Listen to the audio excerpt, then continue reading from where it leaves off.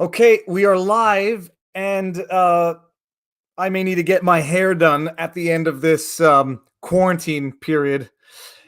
How's everybody doing, first of all? Sorry for the short notice. It was fortuitous. I mean, it's a fortuitous set of events that actually led to this particular live stream.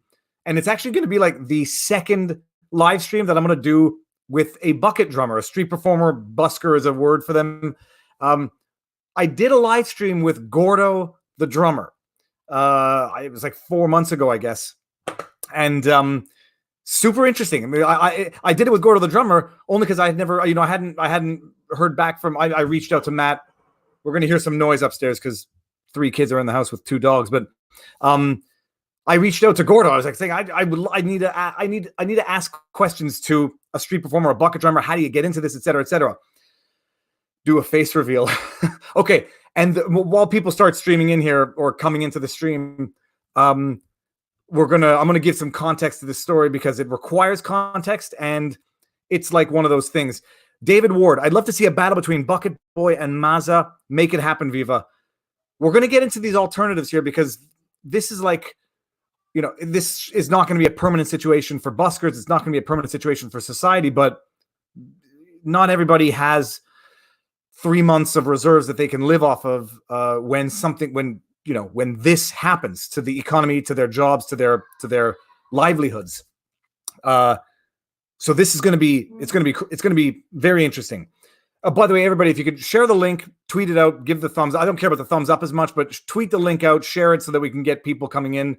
I told Matt, I see him in the background. He's waiting for me to bring him in. Told him I'd do the intro, give a good 5 minutes for everybody to get in here. So here's the deal. I met Matthew Perry. I met him. I don't know that he even saw me when he was doing a performance when we were in Vegas in 2016. And I shot a video, which I'm going to post in the section right here in the comment section. I just shot a video on my iPhone, 10 minutes unedited, of Matthew Pretty doing his thing. I uploaded it to the internet, and it proved to be one of the most popular videos I've ever posted on my channel. As of now, as the last time I checked, it was up to 6.8 million views. The vast majority of those views, it was like 5 million, were in the 2016 year. And to say I emptied my pockets when I saw Matt performing, I literally emptied my pockets. We didn't have that much. It was like 10 or 15 bucks. Literally emptied my pockets, where I was at the point where after we had no money left, I was going to put a Red Bull in his thing because I just got a 4-pack of Red Bull at one of the Vegas strip shops. And the video went crazy, and I was back in California in 2019, and I always wanted to meet back up with Matt to give him a proper tip, like a proper tip for the virality of that video, that and the impact it had on my channel, because I don't know how much hard money AdSense revenue I made off that video, but I know that I gained thousands of subs from that video, and it was one of the videos that generated the most new traffic, new subscribers to the channel, and I always wanted to thank Matt for that. And I messaged him, a few times when I was out in LA, said, can we meet up? And it didn't work out for whatever the reason. I mean, there was no sinister reason. It just didn't work out. And then Matt messaged me out of the blue yesterday, said, look, this is my situation. It's terrible. And I said, it's a fortuitous sort of time to get in touch with me. And so I was finally able to send Matt the proper tip that I always wanted to send him. And I'm going to tell you what the tip was. First things first, all of the super chat from this video I'm giving to Matt. All of it, not the 30% that YouTube takes, but all of the net super chat I'm sending to Matt after this video. So first of all, Francis Laluch, thank you very much. I appreciate the time. It's 10 p.m. here, not 3 a.m. Okay, well, it's earlier today. So all of the super chat from this live stream, the net I'm sending to Matt, period, no buts, no cut, no nothing. Nate Brody, my lawyer in New York, how you doing? Let's start this off right. Escape from New York is now a real thing. Nate is in New York. His wife is a doctor there. They're on the front lines and seeing all of this stuff firsthand. Nate, thank you very much. Frantisek, thank you very much. I sent Matt 500 Canadian. And I'm not, the reason I'm telling you this is not because I'm loaded or rolling in cash, because I'm not, and there is no but to that. And it's not to show what a good guy I am, because I'm not. I mean, I'm a good guy, but it's not to like pat myself on the back. I just want people to know that I'm not passing the buck of these tips and trying to help Matt to my subs. I sent 500 Canadian to Matt because I wanted to thank him for that video. I wanted to give him the proper tip. I wanted to give it to him in person and do a follow-up video in California in 2019, but it just didn't work out. So that's that. Now all the super chat from this is going to Matt, and we're going to talk about what it's like now being on the front lines of. I just saw where Matt is in Vegas. It's surreal. We're going to talk about the impact that this is having, and what people can actually do to try and survive this, and to try to still make money, because there is a way to make a living, or at least try to, even in these circumstances, and to use technology to do that. So I'm going to bring up everybody's super chat as they come up to thank them, and remind everybody all super chats going to Matt. Joe's Mead says, must be a hard time to be street performer now. Wait until you see what Vegas looks like. Hard is an understatement. You'll see. Okay, let's bring him up. So now I'm bringing up Matt. For those of you who don't know, Matt is the bucket boy. He still looks like a baby-faced kid, even though the last time I saw him was 4 years ago. It's going to be 4 years. My jaw dropped when I saw him. I saw just the intro of his performance, and it was just mind-blowing. Dave Ward says, yes, YouTube search Bucket Boy. There's a bunch of videos about him out there. Everybody compares him to Gordo the drummer. He's amazing. So let's bring him up. And we're going to talk to him and see what he says. Talk about the situation in Las Vegas. Bucket Boy, Matt. What's up, baby? How you doing? I'm all right. We're out here. I got my buckets over here. It's okay. Stuff. So there may be a lag also. Matt's on his phone, so forgive the quality, but this is a necessity live stream. We're not looking for production value here. Matt, last time we saw each other, I don't even know if you saw me there. 2016 Vegas Strip. I remember every minute. I remember every single second of it, and I do still remember you coming up after, and yes, emptying those pockets. Love it. I still remember you saying, I got a good video. Can I throw it on YouTube? And immediately I was like, yeah. And that's how it happened. It's just overnight. It's crazy. Thanks to you, man. And the one thing I've always wanted to know, like when you do, and we'll get into all the stuff later, but when you do a performance, they have certain different feels. Do you recognize that one is just like a next level performance compared to other ones? Absolutely. Yeah. It depends. It depends on a lot of stuff. Different festivals I do, which have different demographic of people, the location you're in, the time of day, the weather, the time of year. It all goes into every type of show, and every type of show is completely different. There's never one and the same. Okay, so now let's start from the beginning. I always I like to know the person and explore the person. First of all, Matt, how old are you? I'm 28 years old. My goodness, you are baby-faced. That's amazing. Oh, say that again? I shaved today. All right, very nice. You're 28 years old, which means you were 25, 24 when we shot that video. So how many brothers and sisters do you have? I have a younger brother and I have an older sister. Shout out my sister. She's an RN at Brigham and Women's Hospital in Boston. Support your healthcare workers. She's doing an amazing job. Amazing. And okay, let's just get to the basics here. How do you discover this talent? How do you exploit this talent? How do you develop this talent? Yeah, sure. So I was born and raised in New Jersey, Toms River, New Jersey to be exact, which is it's not really that small of a town, but it's, it's out there. But me and my parents used to go up to New York maybe 3 or 4 times a year. And, we'd always see a guy named Larry Wright, who's probably the originator of bucket drumming in the subways. You can look him up. His name is Larry Wright. He's got huge muscles and he plays in the subway. And I just thought it was the coolest thing ever.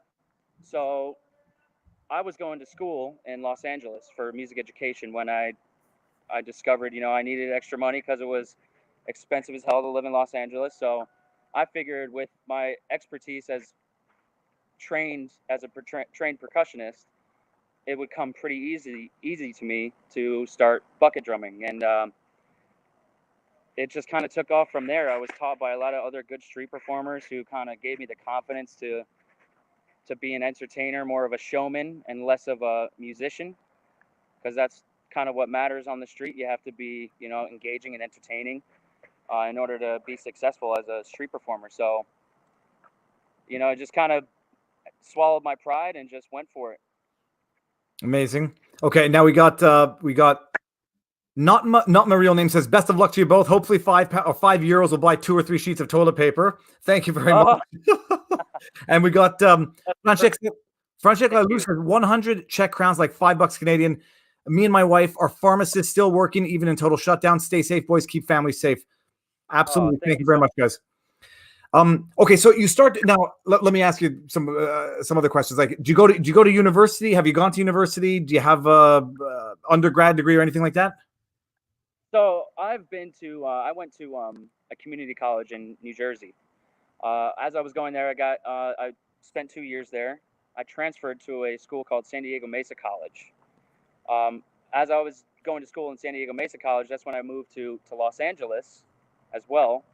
And I kind of fell in love with street performing so much, and I just thought of the future as what I'm doing could be a lot better for me to spend time in school, get a degree for something I may or may not want to do, and decided to drop everything and decided to pursue full-time street performing in hopes to be successful as that. Yeah, well, and the reason I'm asking is to illustrate or to make people appreciate that some people will fault the decision. Other people will say it's an investment in what you truly are passionate about. But the ultimate bottom line is sort of the same now. No one, not that anybody ever envisioned a day where there would be nobody on the streets. So this is not something that was ever on anybody's radar. How long have you been doing bucket drum? Like, how long have you been doing street performing? Almost 10 years.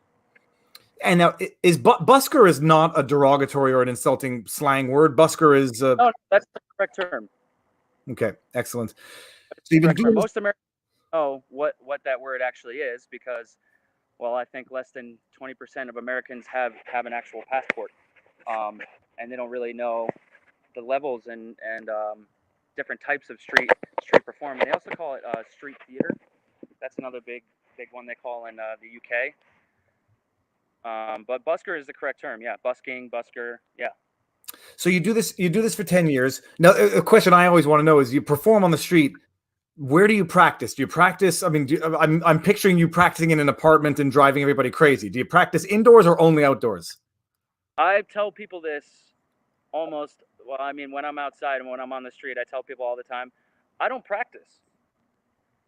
I use the ability to be able to perform on the street as my practice. Every show that I do, every little intricate lick that I play, it all happens on the street while I'm performing. So I have never, in my 10 years of actually bucket drumming, I've never taken the buckets off the street, went home, and decided to practice. Everything I've ever learned or done has always been on the street in front of people to get get the nerves out, Amazing. And like, by way of inspiration, how do you determine, or how do you get to new tricks, new I don't know what the word I'm looking for is, but like, innovate. How do you innovate and get new ideas? That's a great question. So the tricks that I've came up with on my own have just been fairly easy tricks that I've done it so long to the point where I make it look a lot more interesting than it really is. Something I could show you is this right here. If I'm doing something like this, I don't know if you can see that. Let's see. If I do something like that, which is just a very basic 360, To the regular mind, it looks easy, and it is. But because I'm doing it at such a fast pace, you know, it looks 10 times cooler than the how hard it really is. New tricks, you know, you learn from everybody else is really how how you do it. There's this guy named Peter Rabbit, um, who has this trick that which I do, which is you toss a stick under the leg, you toss it under the leg, you toss behind the back, he tosses it behind his back, and then what he does is he banks it off the wall behind him with his eyes closed and catches it in front of him. So he bounces the stick off the wall in front of him, closes his eyes, and catches it directly in front of him. I've tried it so many times, and I cannot do it. I don't know how the guy does it. He's just absolutely incredible. Go check out Peter Rabbit. He's like my uncle. He taught me a lot of good stuff about street performing, and he always told me, he's like, look, I hate you using my trick. I hate it. But the way to do it is you better do it as good as me, or you better do something better. And that's kind of how things progress. You see somebody do something and you tweak it a little bit, you know? You have the same idea. He bounces a stick off the wall. I just throw the stick up in the air because I'm not as good as him. But I do it well, and that's all he cares about. You know, you do a trick well, even though he came up with it. You learn. You look at other people doing other things and you just tweak it, and that's how you make it your own. Yeah, I remember the trick. What the trick that originally that caught my attention was when you were, I think you were doing the 360s, but while keeping a rhythm, and it was just, I mean, it was mind blowing. And then I remember I think you bounced it off the ground as well, and then caught it and continued the rhythm, and it was just easy. Oh, say that again. Easiest trick in the world. The stick bounce is the easiest trick. You ask any drummer in the history of drumming, the stick bounce off the ground is by far the easiest trick, but it looks amazing. Okay, and now it's something that I know because we discussed briefly before we started. You have to explain to people what's going on in Vegas now. What does Vegas look like to blow everybody's mind? Well, the videographer I'm actually here with was telling me about a post-apocalyptic video game he's been playing where they have to save the world from a virus. And not gonna lie, that's exactly what it looks like. It's not only is it creepy, but it just kind of blows your mind how one of the biggest tourist destinations in the world, I think it's number one within the past few years, is just, it's not that it's dead, there's just no one. It's like they just disappeared. And the hotels, you can't walk through the hotels. You can't access any of the infrastructure. No. So if I go here, right behind me down there, that's where actual Fremont Street is. This is Fremont East, which has a bunch of art, but the original Fremont Street experience is barricaded off with fences. So you can't actually walk on the Fremont Street experience where the light show is. All the doors are blocked with wood, as if there's a massive hurricane coming in that might break glass. But it's really for looters and people who don't have any absolutely anything left, to keep them out of the casinos and keep them from looting the place. And yeah, I check a webcam, and I checked the webcam today, and it must have been on there for an hour without seeing at least one person. And I mean, so you walk the streets. Nobody's on the streets. Like forget people to view or to watch. Just nobody's on the streets. Nobody's there. Nope. And they haven't actually put into law yet that you're going to get a ticket or a fine for being outside. Yet they could possibly, but yeah, there's even the Strip, the Las Vegas Strip. If you see some of those pictures, you'll never believe it's like that, but it is. It's crazy, mind blowing. And I mean, what was the progression of this? Like, when did it all shut down in Vegas in particular? So the shutdown occurred St. Patrick's Day of this month. So it was the 17th of March, and they put into they notified everybody to stay inside for that weekend. Me myself, I had no option but to go out and try and make as much as I could before they started to shut down the city. But they shut it down Tuesday, March 17th. I was out there. I was trying to make a few dollars before having to go back, and that's it. They kicked us all out. The cops were all out there. Within an hour, they cleared everybody out, all the party goers, everything. And then I stood there and I looked at it and kind of reminisced and took advantage. Sorry to not take advantage, but just look at how much, you know, I could have made here. And now it's just gone. And I mean, so you live in Vegas, you have an apartment. What do you what is the food supply situation like out there? The grocery stores are open? They're open. I've been surviving on ramen noodles and canned soup for about, what's today? Yeah, about since March 17th. That's pretty much what the stores have here. Nothing else. No meat. No obviously no toilet paper. You're only allowed 2 cases of water. If there is toilet paper, 2 cases of toilet paper, 2 things of meat. Everybody's, you know, they have a set amount that you can actually have. But everything's gone. Everything's gone. It's I mean, unbelievable is just the cliched sort of nondescript word. It's surreal. It's unbelievable. Yeah. And if I can ask, I'm going to get into some like a personal question, but rent. There's no moratorium or there's no eviction preclusions. Like you're still expected to pay rent at the first of each month. Oh yeah. Yep. There's nothing that's happened to the point where you don't have to pay rent. You still got to pay rent for sure, and it's not going down, and it's not getting. I mean, it's not going up, but it's definitely not going down. And that's, you know, April 1st coming up, so wild. It's beyond anything that could have ever been imagined. Like I guess if there's a hurricane coming, you can imagine the shutdown for a few days. But even still, you know, people would still be in the hotels, and you'd still be mingling indoors. That's it's there's no words. So Yeah. now, actually, for my own curiosity, the channel that you acquired, what's it called now? So you started it. You have a YouTube channel now? Yes. So there's a video, the most popular one on YouTube, is of me in Edinburgh, Scotland, for the Edinburgh Fringe Festival, and it's me doing the grand finale where I hand out the pots and you know I say a little hat line. So the guy who ran that channel recently, within maybe 6 months, was like, hey man, I got this channel, it's huge, people are subscribing to it left and right, and he gifted it to me. He said, look, I want you to have this. I can't do anything with it because I'm not you. I'm fortunate enough, he took a video where it has 45 million views, 204,000 subscribers. Shout out to Graham Milligan in Mexico City. You're the man, brother. I couldn't do it without you. And he gifted it to me. So that's why we're here today. We're about to post our first video on this channel and keep it rolling. Okay, now I'm looking for this on my other window. What's the channel called? The Bucket Boy. The Bucket Boy. Let's see this here. I'm going to try to post, and if I want to go to filter, the Bucket Boy, 45 million. Okay, so I'm going to grab this video.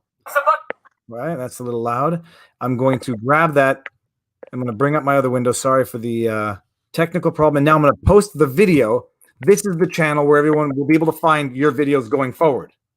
Oh, you're amazing. Thank you. Okay.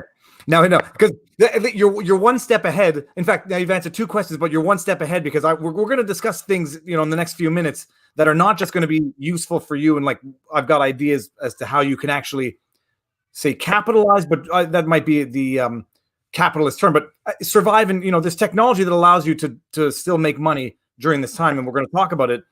So you've got the channel, and that's great. And it's got 100,000, you know, a lot of those subscribers are probably inactive subscribers, but they might get notifications still. But regardless, you're one step ahead of the game in terms of getting this going. And it was gifted to you, which is also beautiful and nice. I mean, it's a wonderful thing. Okay, so I posted the link to the channel, at least to the video. Everybody can subscribe through there. And I'm going to timestamp this 24 minutes when I go back to make some notes on this video, so we can post the timestamp as to where people can find the link. Okay, you're still doing the drumming. I mean, and this is another thing. Nobody appreciates this, but there's no more festivals now. It's not like you get booked to do gigs, or you can even look for gigs anywhere in the world. Correct. Yeah. Every gig I had is canceled. Probably about 5 different gigs within the next 3 months. some overseas, some in the country. Yeah, all done. And now I say anywhere in the world, it makes no difference because you can't fly out. You can't. There's some restrictions on interstate travel, or at least interstate commercial airline travel. Here, Maggie Smith just gave a $5 super chat. She says, in terms of rents, landlords would like to see long-term renters leave so they can raise the rent in the U.S., taking advantage of new homeless. So it's an interesting theory. But first of all, Maggie, thank you for the super chat. Thank you so much. Okay. So you got the channel now. You're going to start posting videos. We're 25 and a half minutes in. Can you put the camera down and do something now? Absolutely. Good. And I'm gonna bring my face out so I can bring you up on the full screen and nobody has to look at this face while listening to your drumming. Okay. Yeah, I have my friend Willie here. He's my videographer. He's gonna be holding the camera for me while we. Is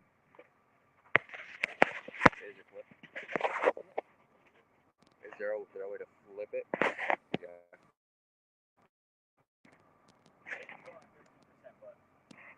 There we go. We've got great acoustics in here.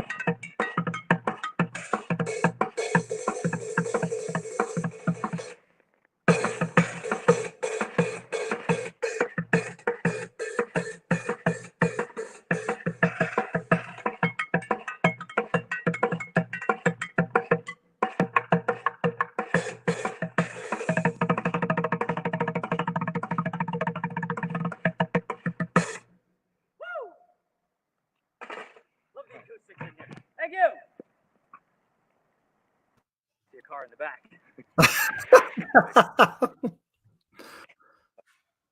Yeah.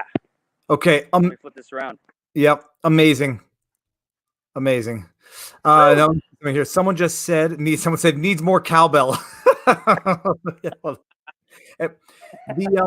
Lisa Kent says just these resemble my cowbell a lot. These down here. These are my mom's, by the way. I could shake it around and put on a wig like Will Ferrell. Okay, so amazing. Thank you. There's a lag to this. There's a lag to this, but it's amazing. So it even is more confusing visually to try to place the sound with the actual visuals.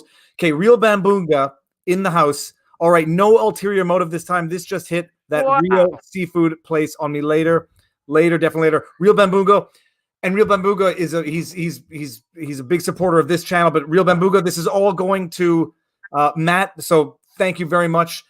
It's all going to Matt after YouTube's cut. But Real Bambunga, thank you very much. Thank you, man. You rock. Okay, so now this is the deal. It's amazing. What gear do you have to shoot?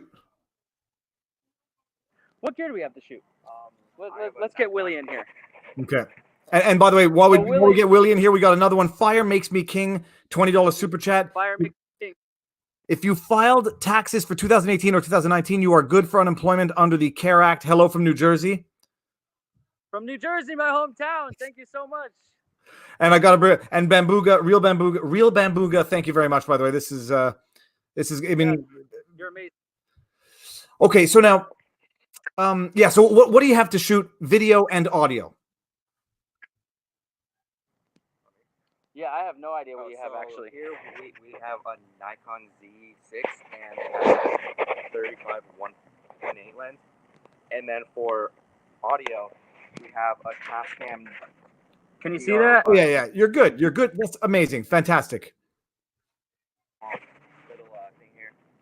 We got a little windscreen on it and everything. Should pick up. We got a lot of walls here as well. It should pick up a lot of the acoustics. Well, so here, so here's my idea. By the way, like, are you allowed walking the streets or not? Is it sort of a no to set up? We don't know that yet. And me being a street performer, I'm not supposed to be in a lot of areas a lot of the time, which is fine. But how street performing works is you go until you get stopped. So I haven't seen a cop in about 10 hours. So we're all right.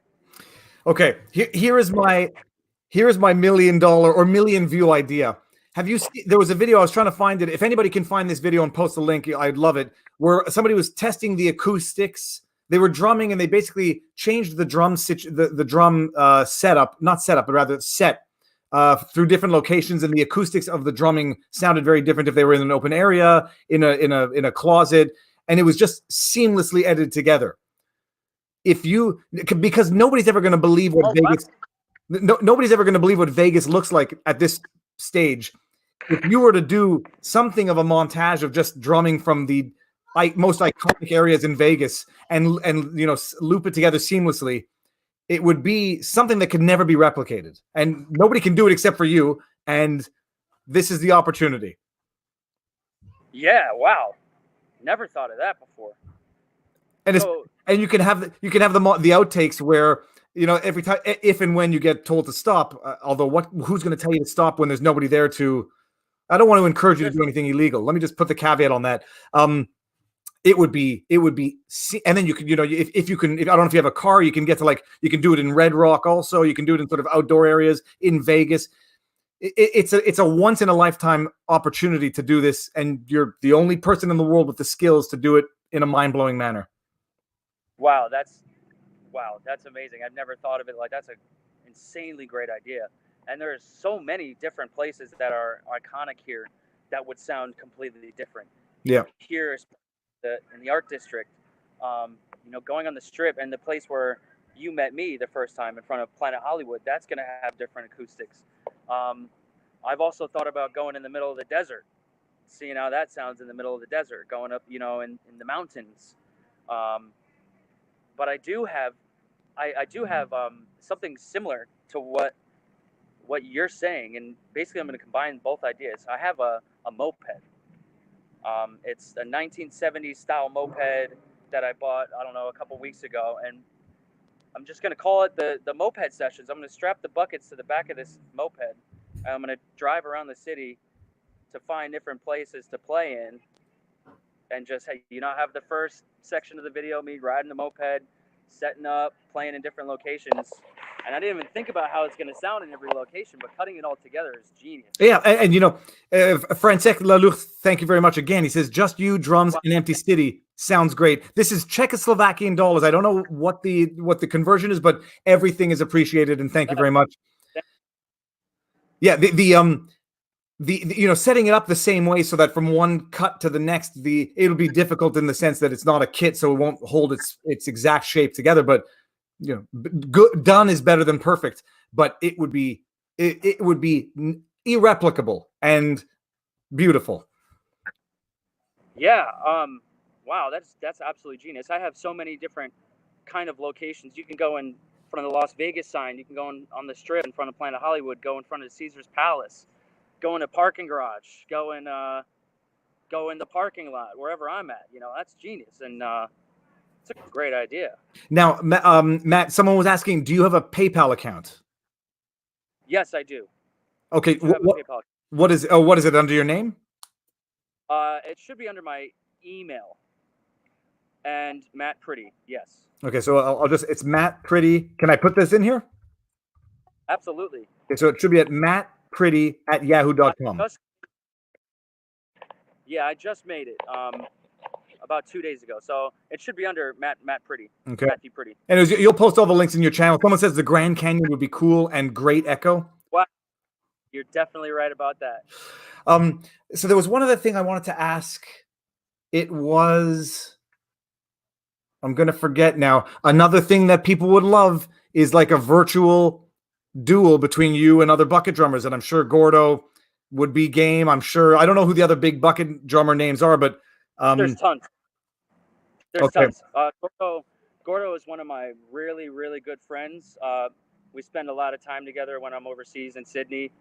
He's always giving me different pointers on, how he's filming. He's just an absolute genius. He can speak Japanese. He's just a great all-around person and a great bucket drummer. We've done a video together back in the day, maybe 2015, 2016. And we were both, working separately. And we just kind of we had a few beers together, and he's a great one. Peter Rabbit's another great one. Larry Wright. There's so many different other bucket drummers, having a battle, and then playing together, and then going back to a battle and then playing together. There's so many different ideas you could do with that. Yeah, absolutely. Now, Maggie Smith, thank you very much, Maggie. She says, your enthusiasm is contagious. The good things that are contagious. Yeah. And we got. Well, that's the thing. It's kind of. It's hard to be upset when you're just banging on a bunch of buckets and loving it. Well, I mean, the stress has to be, sort of not unbearable, but overwhelming at times. Okay, Fermat TD says, pour vous en mémoire de Neil Peart. That means for you, in memory of Neil Peart. Who's Neil Peart? Neil Peart is a drummer for Rush. He's an absolute icon. He changed the game of drumming. He evolutionized the world of drumming to make it one of the forefronts of being in a 80s rock band, just the absolute genius at his craft. He was the first one to actually get me to start building a big drum kit, because I saw Neil Peart do it, making his stuff with a gold plated kit. It blew my mind, and ever since then, YYZ just blows my mind. But yes, in memory of Neil Peart, rest in peace. And Maggie Smith and Fermatede, thank you very much, by the way. Okay, now, Matt, question I've always wanted to ask, and I'll never get tired of asking it. Give us your craziest 1, 2, 3 busker stories. What are some of the most memorable things that have ever happened while you're doing this? Okay. Oh, man, there's so many. I wish I thought about it. There's so many. Well, the first time, I'm going to probably say the first time I ever tried to street perform, that's going to be probably number 1 on my list. And the story goes, I was drumming on a wooden stool on Venice Beach, doing my drumline things and doing a whole bunch of stick tricks with drumline stuff. A guy told me to go to the 3rd Street Promenade in Los Angeles and Santa Monica and try it on a few buckets. And I remember seeing Larry Wright in New York, and I figured if he could do it, I could do it. I went out on the street and I made $4, which was enough for me to get a bus ticket home and a cheeseburger at McDonald's. And that was probably the greatest day of my life, making enough money to get home and be able to get a cheeseburger off doing what I love, which is drumming. The second is probably the first time I ever went out of the country to street perform, and that place was Sydney, Australia. It just totally blew my mind. I still won't ever forget that day. I just packed my stuff up and go to Sydney, Australia, and from there it took me all over the world. Number 3, I'd say, is performing for disabled people. So I mean, anybody that loves white blind. I had a guy in my show who held one of my pots and he couldn't see. He was blind. Absolutely loved the show.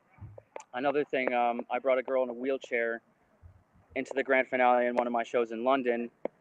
Absolutely made her day, and it even more made my day because they don't get to see that ever, really. And you think it changes their lives, but in reality, it really changes yours because you don't know the types of things that mentally challenged people or just disabled people in general, people that have handicaps. Performing for those people is truly what I love to do about street performing. The work comes after that, but performing for disabled, handicapped people is always my favorite thing to do. Now, I think people were expecting the more salacious stories. Someone here says, has he ever put out someone's eye while playing? I presume you mean unintentionally or intentionally. Have you ever had your stuff ripped off? Have you ever had have you ever had your money stolen, like been ripped off? I don't know what the word is. Yeah, of course. If you're not a street performer unless it's happened to you at least once or twice, that's for sure. I had a guy, he stole about maybe 40 or 50 bucks out of the bucket and took off running. He ran into the middle of Las Vegas Boulevard, and he got clipped by a car. I think he had when they caught him, they said he had a broken leg, but he managed to run about a mile and a half on a broken leg with 40 bucks in his pocket. Another time we were street performing. You can look me up on YouTube. I used to play with a violin player in Los Angeles. We were playing in Hollywood, and a guy comes up and he steals the money. Actually, he steals the whole money bucket. Little did he realize we were street performing with two trick bikers, like bicycles. Takes off running, and we look at each other. We're looking around, and we say, "Did this guy really just do that?" And the two guys on the bikes, lo and behold, chased right after him. They tripped him. They got all the money back, and turned out the guy had a warrant for burglaries and assault. He was a danger, so they put him away thanks to the guys on the bikes. That's one of the crazy stories. We got Marcus Adams. I got more. I actually I made this guy drink his entire beer in one of my shows. It was a brand new beer. I told him to chug the whole thing, and I told him to hold the bottle so I could play on it. And I ended up breaking the bottle with it in his hand. Luckily, he wasn't cut or anything, but it was pretty damn scary. And by the way, we got Marcus Adams. Oh my God, I'm going to jail. You are getting your lawyer. I'm a street performer. I don't got anything, man. And luckily he was too drunk to realize what happened. I gotta thank Marcus Adams. Says, have another cheeseburger. Thank you very much, Marcus. Thank you, man. That's a good cheeseburger right there. Well, so another stupid question: Are the McDonald's open? Or are the fast food chains open there? Yes, they are. Only by drive-through. Okay. Hey, we got a new member on my channel. That's very nice, Molly Noonan. Welcome to the channel. Welcome. We having a good time. Okay, so those are the crazy stories that people are looking for. Have you ever felt like genuinely physically in danger during one of your performances, or given the circumstances where you're performing, or you don't set yourself up in those circumstances? Well, yeah, no. First thing I always do is check my surroundings, and I'm never really in a place that is too dangerous to street perform. I know so many people all over the world, and I know where the dangerous places are and where they're not. And I go to the most dangerous places. London's very, very safe. Sydney, Australia, very, very safe. Europe is safe. Anywhere in the UK is safe. There's certain places in America I really wouldn't go to that much on my own. One of them is New York. Another is New Orleans. New Orleans, especially, it's pretty poor down there. So, when they see somebody like me who's doing a big street show, it's kind of hard to not be noticed. But yeah, I've felt in danger for sure. I had a guy come up, and he was clearly mentally challenged, but he punched me right in the back of the head, right as I was starting a street show. We had a little scruffle, but it was totally unprovoked. He cracked me right in the back of the head. Luckily, the cops got him. But yeah, it's the street. You got to pick and choose where and when you go. the time. You got to check your surroundings every single time you play because you never know what could happen. Luckily, nothing very serious has happened. All right, touch wood. And have you ever gotten into fights with other buskers or like territory disputes? Yeah, never. I'm not a fighter. I'm not. I'm a street performer. We're street hustlers. There's a lot of guys that would absolutely love to fight other street performers all the time. But for me, I take it to another route, which is, we'll let the talent speak for itself. So at the spot you saw me at in Planet Hollywood that first time, that was the spot me and another bucket drummer had pretty much on lock for a couple of years. People started to see me on YouTube and they started to flock from everywhere, other bucket drummers. And I showed up to the spot. There was 2 guys. I said, look, if you want to play here, we all share. You get an hour, I get an hour, the next guy gets an hour. That's how this works. And they said, well, sorry, bro, there's a new sheriff in town and we ain't leaving. So myself, I said, okay, we're not going to take it to the physical route because one, there's 2 of them and 1 of me. They play on glass bottles, and to me, it looks like they're not scared to go to jail. So what I said was, look, I play here all the time, and what we're going to do is this. We're going to gather a crowd. We're going to both play together, and we're going to both have solos. And I'm going to play against both of you individually. I can even play against both of you at a single time. But we're going to let the crowd decide who stays and who's got to leave. And this is iconic because these 2 guys are like some of my really good friends now.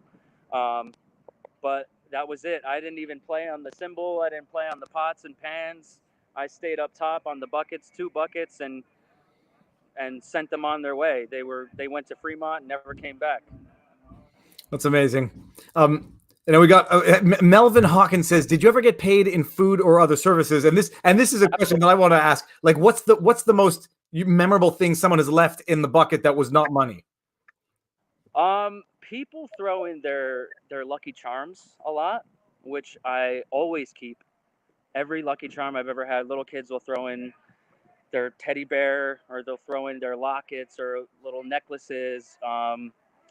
Little keepsakes that they just want me to have. Religious people will throw in, God loves you, stuff like that. I do believe in God. But the craziest thing, people just assume a lot of things. So, sorry, there's a bunch of crazy cars here in this parking lot. I've had a guy throw in like an ounce of marijuana in one of my buckets that I had to give back. He just threw it in there, and there's police everywhere around, and I'm like, dude, take it out of my bucket. I'm not having that anywhere near while I'm performing. That's just, terrible to do. Even if I did smoke weed, it would be awesome, but I'm not going to take it. I'm a street performer. I have to hold up my, myself as a role model, and that people throw anything. They'll throw anything. I've had bras thrown in, weed. I've had other different kind of drugs you just got to take and just throw out. You don't know what the hell it is. It's insane. You go to a rave, and these kids, they don't have cash, but they got drugs, and they'll just throw you their drugs, and you got to be like, no, man, I want your money. I don't want your drugs. That's amazing. And by the way, we got Dalkin Kitson says, "This is the first time I've ever been able to catch VF live because I live in the UK. Tried to super chat, but YouTube won't let me because my billing account is in the UK, but I'm in the US. Don't worry. Instead of the super chat, spread the word, subscribe, and start watching Matt Pretty do his thing on YouTube as of tomorrow." We got someone has to help me pronounce it. František Laluch or Lalush. "Come to Prague, great and beautiful city." When Thank you people are traveling, thank you so much for that. Yes, Prague is actually on my list. I have so many different people tell me about Prague, and unfortunately, from now until God knows when I can start to travel again, Prague is definitely on my list because I'm a bucket drummer, and a lot of places in Europe don't allow you to use a speaker anymore. But I don't need one, so you'll most likely be seeing me in Prague either this summer if we can get there, or next summer. Absolutely, for sure. Incredible. So now, by the way, everybody, if you have other questions, stick them in there. No super chat required. Just stick them in there so we can get all of these questions. I love questions. I can write a book, and I just might. Well, this is going to be one prominent chapter in the book, or at the very least, you might have time to write it now. it's the idea of what Vegas looks like now, and I didn't even think about it because I sort of thought maybe the hotels would stay not open, but I thought maybe they have people who actually live there that need to use the rooms anyhow. But the idea that they board up the doors, and it's like that's mind blowing to me. Yeah, Fremont Street. I'm almost positive they might start opening up the strip hotels because one, they're a lot bigger, they're a lot cleaner. But with Fremont, they close pretty much everything with wood doors, in probably hopes that, just in case a bigger outbreak happens, they're going to open up the strip hotels for that purpose, I think. Yeah. Oh, we got Molly Noonan, the new member, says, love from St. George, Utah. Thank you very much, Molly. Thank you. Okay, now the other thing is this. I don't know how it works, but I presume you could do some sort of like tutorials to give, you could have like a weekly tutorial or a daily tutorial for anybody who wants to, whose parents won't let them get a drum kit. The parents certainly have pots and pans in the kitchen, and I'm not saying this in any demeaning way. It's like everybody has the tools to do this. Have you thought about doing tutorials on daily tutorials? Hell, absolutely. So that's a different section, or another section that I'll be adding to it. I also had an idea of taking a full, maybe hour or 2 hour long lesson DVD or something that you can download that has different videos of me playing around that you won't find on YouTube, along with a full lesson section for beginners all the way up to advanced players that play actual drums, on the best ways and the most creative ways to take what you can get and use it to your advantage, and posting that as a different section, however much it is, you get a full lesson on how the best way to play buckets is. Either that, or you post a weekly video on a different tutorial on how, different ways of doing it all the way up. It's almost endless on what you can do, really, and on how to teach. Fantastic. Now, Uncivil Law, we got another super chat from Uncivil Law, who is another YouTube lawyer, who's asking you, Matthew Pretty, what is Bucket Boy's favorite SCOTUS case and why? And I think it might be tongue in cheek because nobody cares about the law except for lawyers, or not nobody, but do you have a favorite Supreme Court decision? Supreme Court decision? First of all, thank you for the super chat, Kurt, Uncivil Law. Thank you. But I don't think I do. It was a trick question. You probably do, but you probably don't know what decision it was. But it doesn't matter. Thank you very much for the super chat, Uncivil Law. Yes, thank you. Okay, so hold on. Someone just said here, what size sticks do you prefer? Sorry, I'm leaning over here to read this. Great question. I get this question a lot. I use Vic Firth, Ralph Hardiman Jr.'s. This is almost like a drumline stick that you would normally use in indoor percussion or on a drum line, but it's got the full body of a marching stick, but also the lightness of a drum set stick. So it's bigger than a 2B. It's way bigger than a 2B. It's a lot heavier than a 2B. 2B is the biggest drum set stick you can get, by the way. But it's a drumline stick, and the reason for that is that you need a little bit more help weight-wise on a bucket in a stick to get the sound out of it, rather than a tiny wimpy drum set stick. You want something big and heavy to really get the full sound out of plastic. Okay, very interesting. Now, Political Foolishness says, Matthew Pretty, add ways to pay on your channel. So Yes. It's a good segue because let's not presuming what you know or don't know about monetizing on YouTube. So the obvious ways are AdSense revenue on YouTube is like the one way. It's the easy way to do it once the channel's monetized, and it's sort of passive because you don't have to actively solicit it. Your content will be monetizable unless you start doing politics and drumming at the same time, which you shouldn't. But yeah, posting links for PayPal, Patreon. Have you opened up a Patreon account? I haven't. Say it again. Patreon, Patreon. So Okay. and for anybody watching this afterwards, the ways you can get support, financial support, is Patreon. You open up an account, people can support you on Patreon. There's a new one called Subscribe Star. It's just two words together, subscribestar.com. You create an account, they verify, and people can support you monthly or per creation on these two platforms. So must do's. Got it. And the other way, which Matt, you have like an infinite potential for doing this as well, is video licensing agencies will, they license out videos, and there's good opportunity to make videos that would be sellable in this period. And so like the two news, there's a one called Newsflare, another one called Storyful, and they are video licensing agencies. You can send them a link to a video, say, hey, do you like this? And then they would take it either from YouTube and sort of split the monetization on YouTube, or they could just take the video alone, not take it through YouTube. But video licensing agencies are things, other passive ways you can try to sell engaging content and what you're doing. What other ways are there? That boosts, well, say that again. That boosts views as well because it's so popular. Sometimes, in theory, if it licenses out, like one of the more recent ones I just did was during this coronavirus pandemic thing, is I made a funny satire on Arnold Schwarzenegger's how to relax during the quarantine, stay home. He's smoking a cigar in his jacuzzi, and I'm smoking a pine cone in an empty bathtub. But sometimes when they start getting licensed, it does, like, people are like, hey, where's that original video? They go to YouTube to find it. Now, incidentally, you're going to see people who say don't use Patreon because they do censor, as does PayPal. They shut down accounts of people they don't like who are political. The reality is, at some point, you have to take the bad with the good, because you're not going to revolutionize the system overnight. But I would set aside politics, open up as many branches for incoming revenue for people who want to support you. If people don't like Patreon, they can support you on Subscribestar. A lot of people don't like supporting people on YouTube because YouTube takes a cut, so they want to go to other platforms. But Patreon, Subscribestar. If anybody else is there's PayPal, Patreon, Subscribestar, YouTube.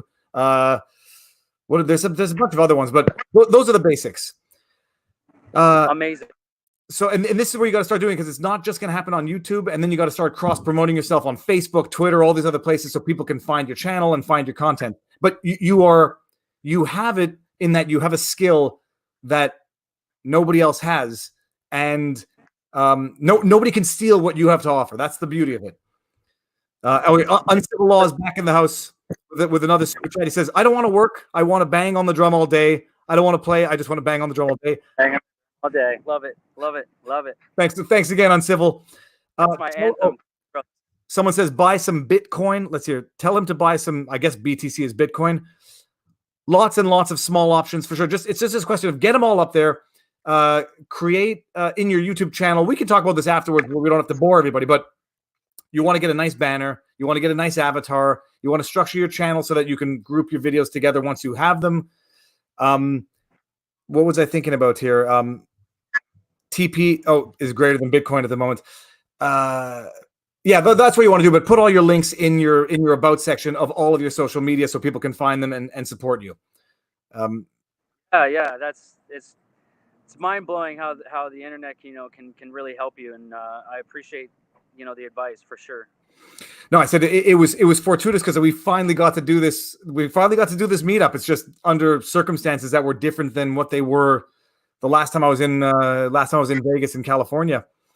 And so, what are you doing now? What are you doing to pass the time? Like during the day, what is there to do? So, at the moment, I'm working out a lot. I really like to ride my moped around. That gives me the freedom of just being outside. Working out for sure. I'm on the pad again. So we have these practice pads as drummers where, it's made of rubber and you're able to practice inside. Something that, like I said earlier, I haven't done in such a long time. I'm actually practicing again. That's something that it's very weird for me to do because I've always practiced on the street and always trial and error on the street. Now I'm getting back to my old technique and very, trying to get my technique even better than how it was earlier. So that's, no video games. I don't play video games. I used to a lot, but it's really just kind of, I'm on track to get myself, out of this crazy hole. We will come out of it, and people will flock once again to Vegas. So it is, in a way, it's an amazing opportunity to develop muscles that you've always wanted to develop, but have not had the time to develop.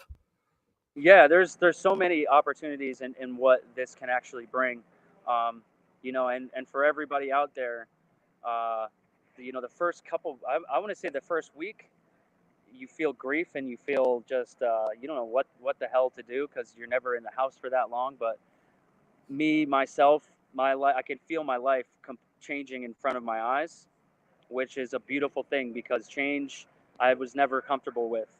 And now different things are happening, and I can feel it in my soul that this is a great opportunity for something good to happen. Now, Monet Leon says, serious question: do you put glitter or talcum powder for special effect? And I presume Monet Leon means on the drums, so it like Blue Man Group type thing. Yes. I've never tried talcum powder. It's a little messy, but I have used water. Just like Blue Man Group, except it's not paint, it's just water. For a grand finale, it was one of my older bucket drummer friends who does that for his grand finale. He will pour water on the buckets, and he'll get somebody from the audience and he says, I need your water. Pour a little bit here, a little bit here, and a little bit here. And he says, now give me the water. And he takes the water and he drinks the rest of it and he gives it back to the lady and then starts drumming on the buckets. But yeah, water it can dry very quickly. I've also thought about fire. You put a little talcum powder on and have fireballs come out of the bucket, out of the top of the bucket. As you said that, Melvin Hawkins literally said lighter fluid. Yeah. I have friends, other circus friends who deal with fire. They breathe fire, they juggle fire, they swallow fire, and we've had a crazy meeting where we're gonna eventually get a fireball on the bucket that lights up talcum powder or some kind of like flour or something like that, and you have an ignition that lights up everything that goes into the air. I just have to be sure not to burn my eyebrows. I was going to say, in the post-coronavirus pandemic world, nobody's going to be drinking from other people's bottle as part of the show. Definitely, that's for sure. Okay, so let's we're at an hour. Let's keep it at an hour so that this is rewatchable later on and people can actually see this. Do you want to do, first of all, any more questions? Get them in. Can you do one last finale outro? Absolutely. Okay, awesome. And I'm going to take myself out and bring it up so we can end this with an amazing performance. We'll do a little bit more tricks this time. Try some of the newer tricks. Awesome.